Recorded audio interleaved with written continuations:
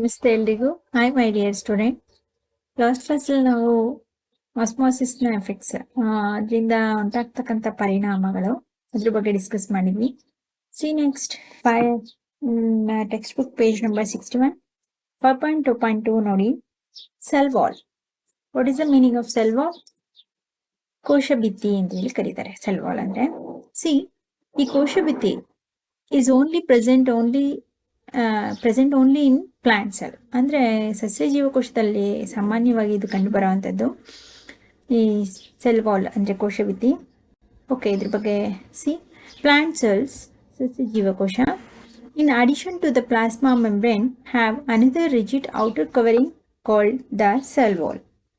ಸಸ್ಯ ಜೀವಕೋಶಗಳೇನು ಕೋಶ ಪೊರೆಯ ಜೊತೆಗೆ ಒಂದು ಗಡಸಾದಂತಹ ಒಂದು ಹೊರಪದರವನ್ನು ಹೊಂದಿರುತ್ತೆ. ಇದನ್ನೇ ನಾವು ಕೋಶಭಿತ್ತಿ ಅಂತೇಳಿ ಕರೆಯೋದು ಈ ಸಸ್ಯ ಜೀವಕೋಶಗಳಲ್ಲಿ. Plant cell addition to the plasma membrane. ಈ ಇತರ ಪ್ರಾಣಿ ಜೀವಕೋಶಗಳಿಗೆ ಹೇಗೆ ಕೋಶ ಪೊರೆ, ಪ್ಲಾಸ್ಮಾ ಮೆಂಬ್ರೇನ್ ಅಥವಾ ಸೆಲ್ ಮೆಂಬ್ರೇನ್ ಅಂತ ಏನು ಕರಿತೀವಿ, ಅದೇ ಹೇಗೆ ಕೋಶ ಪೊರೆ ಇರುತ್ತೋ ಹಾಗೆ ಸಸ್ಯ ಜೀವಕೋಶಗಳಲ್ಲೂ addition to the plasma membrane ಇದರಲ್ಲೂ ಸಹ ಕೋಶ ಪೊರೆ ಇರುತ್ತೆ. But another rigid outer covering called the cell wall. ಅದ್ರ ಜೊತೆಗೇನು ಕೋಶ ಪೊರೆಯ ಜೊತೆಗೆ ಏನಾಗುತ್ತೆ, ಒಂದು ಗಡಸಾದ ಅಂದರೆ ಸ್ವಲ್ಪ ಒರಟಾಗಿರ್ತಕ್ಕಂತಹ ಒಂದು ಹೊರಪದರವನ್ನು, ಔಟರ್ ಕವರಿಂಗ್ ಲೇಯರನ್ನು ಹೊಂದಿರುತ್ತೆ. ಆ ಒಂದು ಔಟರ್ ಕವರಿಂಗ್ ಔಟರ್ ಕವರಿಂಗ್ ಲೇಯರ್ನ ಏನಂತ ಕರಿತೀವಿ? ಸೆಲ್ ವಾಲ್, ಕೋಶಭಿತ್ತಿ ಅಂತ ಹೇಳಿ ಕರಿತೀವಿ. ಓಕೆನಾ? The cell wall lies outside the plasma membrane. ಈ ಕೋಶಭಿತ್ತಿ ಅನ್ನೋದು ಸಸ್ಯ ಜೀವಕೋಶದಲ್ಲಿ ಎಲ್ಲಿ ಕಂಡುಬರುತ್ತೆ? Outside the plasma membrane. ಇದೊಂದು ಕೋಶ ಪೊರೆ ಅಂತ ಇದನ್ನು ಕರೆದರೆ, ಇದರ ಸುತ್ತ ಪ್ಲಾಸ್ಮಾ ಮೆಂಬ್ರೇನ್ ಅಥವಾ ಸೆಲ್ ಮೆಂಬ್ರೇನ್ನ ಹೊರ ಕವಚದಲ್ಲಿ ಈ ಸೆಲ್ ವಾಲ್, ಕೋಶಭಿತ್ತಿ ಕಂಡುಬರುತ್ತೆ. The plant cell wall is mainly composed of cellulose. ಈ ಕೋಶಭಿತ್ತಿ ಸಸ್ಯದಲ್ಲಿ ಕಂಡುಬರ್ತಕ್ಕಂತಹ ಈ ಸೆಲ್ ವಾಲ್ ಏನಿದೆ, ಈ ಸಸ್ಯದಲ್ಲಿ ಇರುವಂತಹ ಈ ಕೋಶಭಿತ್ತಿಯು ಯಾವುದರಿಂದ ಮಾಡಲ್ಪಟ್ಟಿದೆ? ಸೆಲ್ಯುಲೋಸ್ ಎಂಬ ವಸ್ತುವಿನಿಂದ ಮಾಡಲ್ಪಟ್ಟಿದೆ. Cellulose is a complex substances and provides structural strength to the plants. ಈ ಸೆಲ್ಯುಲೋಸ್ ಅನ್ನೋದು ಒಂದು ನಾರಿನಂತಹದ್ದು. ಈಗ ನಮ್ಮ ಸಸ್ಯ ಜೀವಕೋಶದಲ್ಲಿ ನಿಮ್ಮೆಲ್ಲರಿಗೂ ಗೊತ್ತು, ನಾರಿನಂತಹ ವಸ್ತು ತುಂಬ ಇರುತ್ತೆ. ಅದೇ ಸೆಲ್ಯುಲೋಸ್ ಅಂತ ನಾವು ಕರೆಯೋದು, ಈಸಿಯಾಗಿ ಅರ್ಥ ಆಗಬೇಕು ಅಂದರೆ. ಒಂದು ತರಕಾರಿಗಳ ಸಸ್ಯದಿಂದ ಉಂಟಾಗ್ತಕ್ಕಂಥ ಉತ್ಪನ್ನಗಳಲ್ಲೂ ಸಹ ನಾರಿ ಇರುತ್ತೆ. ಬೀನ್ಸನ್ನು ಬಿಡಿಸ್ಬೇಕಾದ್ರೆ, ಹೀರೆಕಾಯಿನ ಬಿಡಿಸ್ಬೇಕಾದ್ರೆ, ಯಾವುದೇ ವಸ್ತುಗಳನ್ನ ಅಲ್ವಾ, ಎಲ್ಲದರಲ್ಲೂ ನಾರಿನಂಶ ಇರುತ್ತೆ. ಆ ನಾರಿನ ಅಂಶವೇ ಈ ಸೆಲ್ಯುಲೋಸನ್ನು ಒಳಗೊಂಡಿರೋದು, ಕೋಶಭಿತ್ತಿಯನ್ನು. ಅರ್ಥ ಆಗ್ತಿದೆಯಾ? Is one of the complex substance. ಇದೊಂದು ಸಂಕೀರ್ಣವಾದಂತಹ ವಸ್ತುವಾಗಿದ್ದು, provides structural strength of a plant body. ಇದು ಸಸ್ಯಕ್ಕೆ ಬೇಕಾದಂತಹ ದೃಢತೆ ಏನು ಪ್ರೊವೈಡ್ಸ್ ಸ್ಟ್ರಕ್ಚರಲ್ ಸ್ಟ್ರೆಂತ್. ಆ ಸಸ್ಯಕ್ಕೆ ಒಂದು ಈಗ ಶೇಪ್ ಅಂತ ಏನು ಕರಿತೀವಿ, ಆ ದೃಢತೆಯನ್ನು, ಸ್ಟ್ರೆಂತನ್ನು, ಶಕ್ತಿಯನ್ನು ಸಸ್ಯಕ್ಕೆ ನೀಡುವಂಥದ್ದೇ ಈ ಸೆಲ್ ವಾಲ್ನ ಕೆಲಸ. ಒಂದು ಶೇಪನ್ನು ನೀಡುತ್ತೆ. ಈಗ ನಮಗೆ ಸ್ಕಿನ್ ಹೇಗೆ ನಮ್ಮ ಔಟರ್ ಕವರಿಂಗ್ ಲೇಯರ್ ಅಲ್ವಾ, ಅದು ನಮಗೆ ಒಂದು ಶೇಪನ್ನು ಕೊಟ್ಟಿದೆ. ಎಲ್ಲ ಆರ್ಗನ್ಸ್ಗಳನ್ನ ಒಳಗೆ ಹಿಡಿದಿಟ್ಕೊಂಡು ನಮಗೆ ಮನುಷ್ಯನಿಗೆ ಬೇಕಾದಂಥ ಒಂದು ನಿರ್ದಿಷ್ಟ ಆಕಾರವನ್ನು ಹೇಗೆ ಕೊಟ್ಟಿದೆಯೋ, ಸ್ಟ್ರೆಂತನ್ನು ಹೇಗಿದೆಯೋ, ಮೂಳೆಗಳು ನಮ್ಮ ದೇಹದಲ್ಲಿ ಹೇಗೆ ಮೂಳೆಗಳು ಸ್ಟ್ರೆಂತ್ ನೀಡುತ್ತೋ, ಇದು ಔಟರ್ ಕವರಿಂಗ್ ಲೇಯರಲ್ಲಿ, ಹೊರ ಕವಚದಲ್ಲಿ ಸಸ್ಯಕ್ಕೆ ನೀಡುವಂತಹ ಒಂದು ದೃಢತೆಯನ್ನು ನೀಡುವಂಥದ್ದೇ ಈ ಕೋಶಭಿತ್ತಿ. ಅರ್ಥ ಆಗ್ತಿದೆಯಾ? See next, when a living plant cell loses water through osmosis, there is a shrinkage or contractions of contents of the cell away from the cell wall.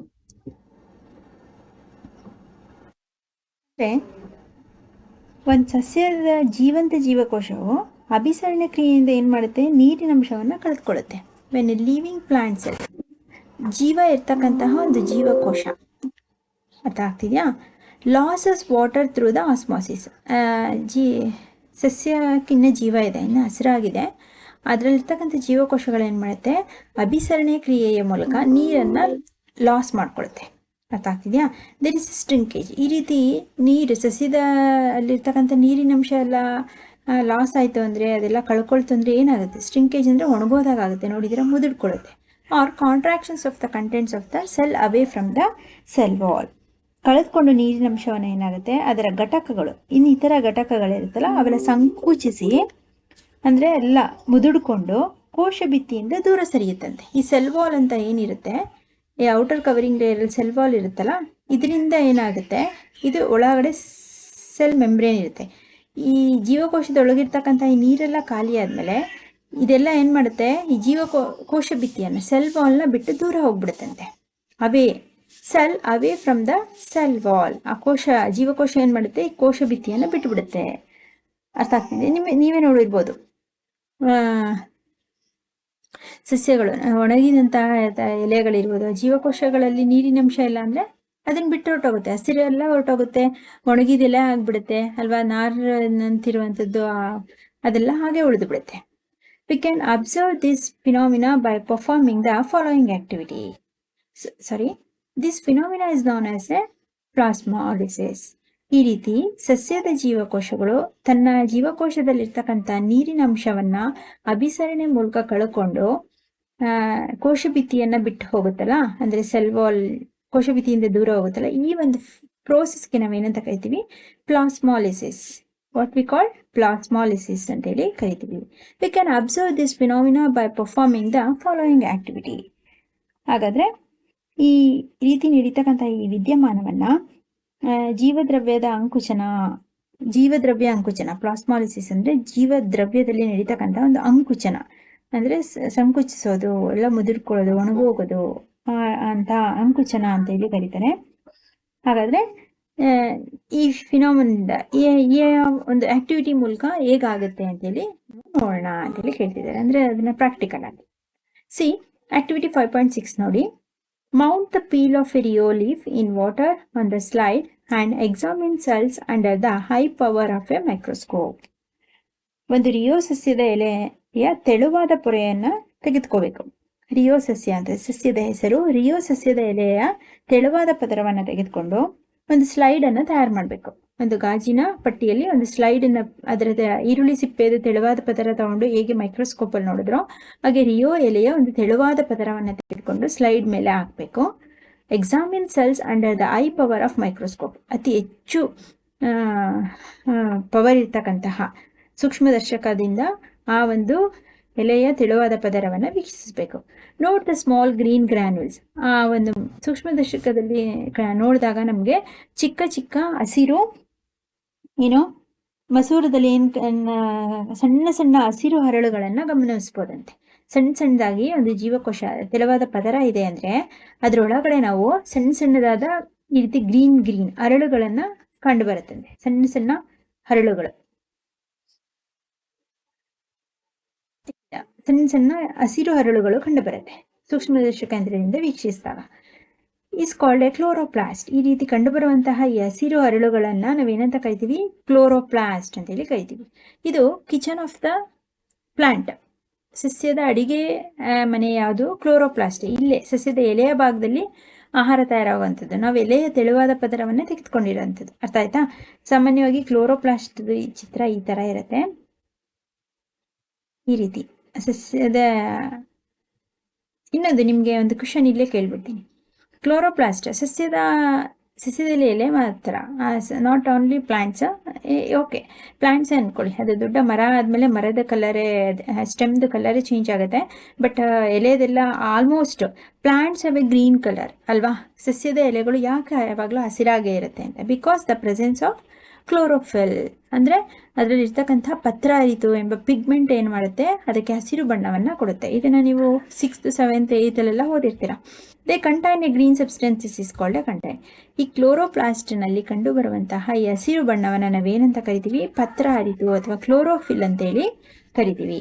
Put a strong solutions of a sugar or salt on the mounted leaf on the slide. ಈಗ ಎಲೆ ತೆಳುವಾದ ಪದರ microscope ಕೆಳಗಡೆ ನೋಡಿದ್ರಲ್ವಾ, ಅದಕ್ಕೆ ಸಕ್ಕರೆ ಅಥವಾ ಉಪ್ಪಿನ ದ್ರಾವಣವನ್ನು ಹಾಕ್ಬಿಟ್ಟು ಸ್ವಲ್ಪ ಹೊತ್ತು wait for A minute and observe under the microscope. ಸ್ವಲ್ಪ ಹೊತ್ತು ಬಿಟ್ಟು ನೋಡಬೇಕು. ಏನು ಕಂಡು ಬರುತ್ತೆ ನಮಗೆ ಅದರಲ್ಲಿರ್ತಕ್ಕಂಥ ಜೀವಕೋಶಗಳು ಸಾಲ್ಟ್ ಸೊಲ್ಯೂಷನ್ ಅಥವಾ ಶುಗರ್ ಸೊಲ್ಯೂಷನ್ ಹಾಕಿದಾಗ ಜೀವಂತವಾಗಿರ್ತಕ್ಕಂಥ ಜೀವಕೋಶಗಳಲ್ಲಿ ಒಳಗಡೆ ಇರ್ತಕ್ಕಂಥದ್ದು ಬೇರೆ ಘಟಕಗಳು ಕಂಡು ಬರುತ್ತೆ. ನಾವು place some Rhoeo leaves in boiling water for a minutes. ಅದೇ ರೀತಿ ಇದೇ ರಿಯೋ ಎಲೆಗಳನ್ನು ಕುದಿಯುತ್ತಿರ್ತಕ್ಕಂಥ ನೀರಿಗೆ ಆ ಎಲೆಯನ್ನು ಸ್ವಲ್ಪ ಹೊತ್ತು ಹಾಕಬೇಕು. This kills the cells. ಆಗ ಕುದಿಯುತ್ತಿರುವಂಥ ನೀರಿಗೆ ಹಾಕಿದ್ರೆ ಆ ಎಲೆಯಲ್ಲಿರ್ತಕ್ಕಂತಹ ಜೀವಕೋಶಗಳೆಲ್ಲ ಏನಾಗುತ್ತೆ, ಸತ್ತು ಹೋಗುತ್ತೆ. Then mount one leaf on a slide and observe it under microscope. ಆ ನೀರಿನಲ್ಲಿ ಕುದಿಸಿರ್ತಿರಲ್ಲ ಆ ಎಲೆಯನ್ನು ತೆಗೆದುಕೊಂಡು ಮೈಕ್ರೋಸ್ಕೋಪ್ ಸೂಕ್ಷ್ಮದರ್ಶಕದ ಕೆಳದಲ್ಲಿ ಅದನ್ನು ನೋಡಬೇಕು. Put a strong solutions of sugar or salt on mounted leaf on the slide. ಆನಂತರ ಏನು ಮಾಡಬೇಕು, ಆ ಎಲೆಗೆ ನಾವು ಆ ಸ್ಲೈಡಲ್ಲಿ ಇರ್ತಕ್ಕಂತಹ ಕುದಿಸಿರುವಂಥ ಎಲೆಗೆ ಸ್ವಲ್ಪ ಸಕ್ಕರೆ ಅಥವಾ ಉಪ್ಪಿನ ದ್ರಾವಣವನ್ನು ಹಾಕಬೇಕು. Wait for A minute and observe it again. ಸ್ವಲ್ಪ ಹೊತ್ತು ಬಿಟ್ಟು ಅದನ್ನು ಗಮನಿಸಿ. What do we find? ಏನನ್ನು ಕಂಡು ಬರುತ್ತೆ? ಡಿಡ್ ಪ್ಲಾಸ್ಮಾಲಿಸಿಸ್ ಅಕ್ಕರ್ಸ್ ನಾವು? ಅಲ್ಲಿ ಪ್ಲಾಸ್ಮಾಲಿಸಿಸ್ ಜೀವದ್ರವ್ಯದ ಅಂಕುಚನ ನಡೆದಿದೆಯಾ? ಅಲ್ಲಿ ಜೀವದ್ರವ್ಯಗಳು ಜೀವಕೋಶದಲ್ಲಿ ಕಂಡು ಬರುತ್ತೆ ನಿಮ್ಗೇನಾದರೂ? What do we infer from this activity? ಹಾಗಾದರೆ ಈ ಒಂದು ಚಟುವಟಿಕೆಯಿಂದ ಒಂದು ಜೀವಂತವಾಗಿರ್ತಕ್ಕಂತಹ ಎಲೆಯ ಜೀವಕೋಶವನ್ನು ಅದರೊಳಗಿರ್ತಕ್ಕಂತಹ ಕ್ಲೋರೋಪ್ಲಾಸ್ಟ್ ಕ್ಲೋರೋಫಿಲನ್ನು ಸೂಕ್ಷ್ಮದರ್ಶಕ ಯಂತ್ರದಿಂದ ನೋಡಿದ್ರಿ. ಇನ್ನೊಂದು ಆಕ್ಟಿವಿಟಿಲಿ ಅದೇ ಎಲೆಯನ್ನು ನೀರಿನಲ್ಲಿ ಬಾಯ್ಲ್ ಮಾಡಿ ಅದನ್ನು ಸೂಕ್ಷ್ಮದರ್ಶಕ ಯಂತ್ರದಲ್ಲಿ ನೋಡಿದ್ರಿ. ಅಲ್ಲಿ ಯಾವ್ದಾದ್ರು ಜೀವಕೋಶಗಳು ಅಥವಾ ಕ್ಲೋರೋಪ್ಲಾಸ್ಟ್ ಕ್ಲೋರೋಫಿಲ್ ಕಂಡು ಬಂತ. ಈ ಚಟುವಟಿಕೆಯಿಂದ ನಿಮ್ಗೆ ಏನು ಗೊತ್ತಾಯಿತು? It appears that only living cell and not dead cells are able to observe water by osmosis. ಈ ಒಂದು ಚಟುವಟಿಕೆಯಿಂದ ನಮ್ಗೇನಾಯಿತು? ಜೀವಂತವಾಗಿರ್ತಕ್ಕಂಥ only living cells and not a dead cell, ಜೀವಂತವಾಗಿರ್ತಕ್ಕಂಥ ಜೀವಕೋಶಗಳು ಮಾತ್ರ ಯಾವುದು ಆಸ್ಮಾಸಿಸ್ ಅಭಿಸರಣೆ ಮೂಲಕ ನೀರನ್ನು ಹೀರಿಕೊಳ್ಳಬಹುದೇ ಹೊರತು ನಾಟ್ ಡೆಡ್ ಸೆಲ್ ಸತ್ತಿರ್ತಕ್ಕಂತಹ ಜೀವ ಇಲ್ಲದೆ ಇರ್ತಕ್ಕಂತಹ ಆ ನೀರಿನಲ್ಲಿ ಬಾಯ್ಲ್ ಆಗಿರ್ತಕ್ಕಂತಹ ಎಲೆಯ ಜೀವಕೋಶಗಳೇನಾಗಿರುತ್ತೆ, ಸತ್ತೋಗಿರುತ್ತೆ. ಆ ಜೀವಕೋಶಗಳು ನೀರನ್ನು ಅಬ್ಸರ್ವ್ ಮಾಡ್ಕೊಳ್ಳೋದಕ್ಕೆ ಸಾಧ್ಯ ಇಲ್ಲ. ಯಾವುದ್ರ ಮೂಲಕ? ಆಸ್ಮಾಸಿಸ್ ಅಭಿಸರಣೆ ಮೂಲಕ ಜೀವಂತವಾಗಿರುವ ಜೀವಕೋಶಗಳು ಮಾತ್ರ ನೀರನ್ನು ಅಬ್ಸರ್ವ್ ಮಾಡ್ಕೊಳ್ಳೋಕೆ ಸಾಧ್ಯ. ಆದರೆ ಜೀವ ಇಲ್ಲದೆ ಇರ್ತಕ್ಕಂತಹ ಜೀವಕೋಶಗಳಲ್ಲ ಅನ್ನೋದನ್ನ ತಿಳ್ಕೊಂಡು. Cell wall permit the cells of plants, fungi and bacteria to withstand very dilute and hypotonic external media without bursting. ಏನು? ಸಸ್ಯಗಳಿರ್ಬೋದು, ಪ್ಲಾಂಟ್ಸ್ ಇರ್ಬೋದು, ಮತ್ತು ಫಂಗೈ ಶಿಲೀಂಧ್ರಗಳಿರ್ಬೋದು ಅಥವಾ ಬ್ಯಾಕ್ಟೀರಿಯಾ, ಇವುಗಳ withstand a very dilute external media without bursting. ಅಂದರೆ ಅವುಗಳಲ್ಲಿರ್ತಕ್ಕಂಥ cell walls permits the cells, ಅವುಗಳಿರ್ತಕ್ಕಂತಹ ಅಂದರೆ ಸಸ್ಯಗಳಲ್ಲಿ ಅಥವಾ ಶಿಲೀಂಧ್ರಗಳಲ್ಲಿ ಅಥವಾ ಬ್ಯಾಕ್ಟೀರಿಯಾಗಳಲ್ಲಿರ್ತಕ್ಕಂಥ ಕೋಶಭಿತ್ತಿ ಅತಿ ಕಡಿಮೆ ಸಾರತೆ ಇರುವಂತಹ ದ್ರವ ಮಾಧ್ಯಮದಲ್ಲಿ ಛಿದ್ರವಾಗದೆ ಹಾಗೆ ಉಳಿಯುತ್ತಂತೆ. Is to be very dilute external media without bursting. ಯಾವುದೇ ರೀತಿ ಅವು ಒಡೆದೋಗೋದಿಲ್ವಂತೆ.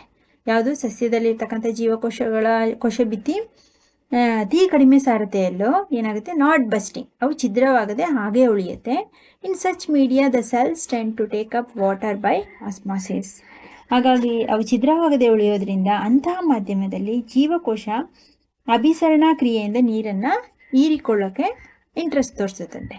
ಬಸ್ಟ್ ಆಗಲ್ಲಲ್ವ ಜೀವಕೋಶಗಳು.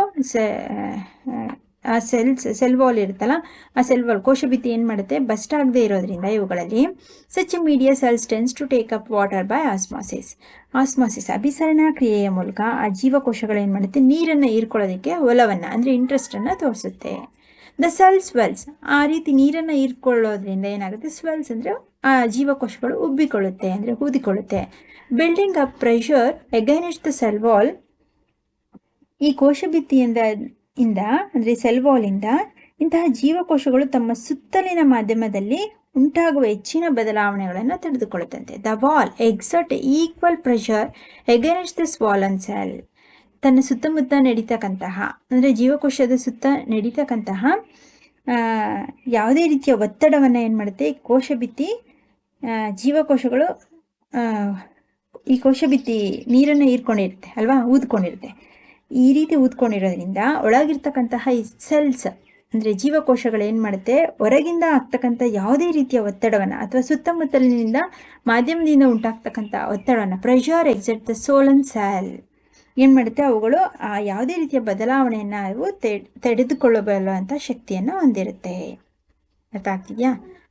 Means because their walls, such cells can withstand much greater changes in the surroundings medium than animal cells. ಅಂದರೆ ಯಾವುದೇ ರೀತಿಯಾದಂತಹ ಈ ಪ್ರಾಣಿ ಜೀವಕೋಶಗಳು ಕಂಪೇರ್ ಮಾಡಿದ್ರೆ ಅವುಗಳಿಗೆ ಹೋಲಿಸ್ಕೊಂಡ್ರೆ ಸಸ್ಯ ಜೀವಕೋಶಗಳ ಕೋಶಭಿತ್ತಿಯು ಆಸ್ಮೋಸಿಸ್ ಅಭಿಸರಣೆ ಮೂಲಕ ನೀರನ್ನು ಹೀರ್ಕೊಂಡು ಉಬ್ಬಿಕೊಂಡಿರುತ್ತೆ. ಹಾಗಾಗಿ ಆ ಸೆಲ್ ವಾಲ್ನ ಒಳಗಡೆ ಏನು ಜೀವಕೋಶಗಳಿರುತ್ತೆ, ಈ ಸೆಲ್ಸ್ಗೆ, ಈ ಸಸ್ಯ ಜೀವಕೋಶಗಳಿಗೆ ಹೊರಗಡೆ ಸುತ್ತಮುತ್ತಲಿನಿಂದ, ಈಗ ಅದಕ್ಕೆ ಬೆಸ್ಟ್ ಎಕ್ಸಾಂಪಲ್ ಅಂದರೆ, ಈಗ ನಾವುಗಳಾದರೆ ತುಂಬ ಚಳಿ, ಮಳೆ, ಗಾಳಿ ಆದರೆ ಸ್ವೆಟರ್ನ ಹಾಕೋತೀವಿ ಅಥವಾ ಮನೆ ಒಳಗೆ ಇರ್ತೀವಿ. ಅದೇ ಸಸ್ಯಗಳೇನಾದರೂ ಆ ಥರ ಇರುತ್ತವಾ, ಅವುಗಳ ಸುತ್ತಮುತ್ತಲಿನಿಂದ such cells can withstand much greater changes in the surroundings. ಅವುಗಳ ಸುತ್ತಮುತ್ತಲಿನಿಂದ ಆಗ್ತಕ್ಕಂಥ ಯಾವುದೇ ರೀತಿಯಾದಂತಹ ಬದಲಾವಣೆಗಳನ್ನು, ಹೆಚ್ಚು ಜೋರಾಗಿ ಮಳೆ ಬೀಳ್ಬೋದು, ಸಸ್ಯದ ಎಲೆ ಎಲ್ಲ ಏನೋ ಕಿತ್ತೋಗಲ್ಲ, ಅಥವಾ ಸಸ್ಯದ ಮೇಲ್ಭಾಗ ಚಕ್ಕೆಯಂತಹ ಪದರ ಇರ್ಬೋದು, ಅದು ಕಾಂಡದ ಭಾಗ ಇರ್ಬೋದು, ಕೊಂಬೆಗಳಿರ್ಬೋದು, ತುಂಬ ಹೆಚ್ಚು ಜೋರು ಮಳೆ ಬಂದರೆ ಅದನ್ನು ತಡ್ಕೊಳಕ್ಕಾಗದೆ ಬಿದ್ದೋಗ್ಬೋದು, ಮುರಿದೋಗ್ಬೋದು.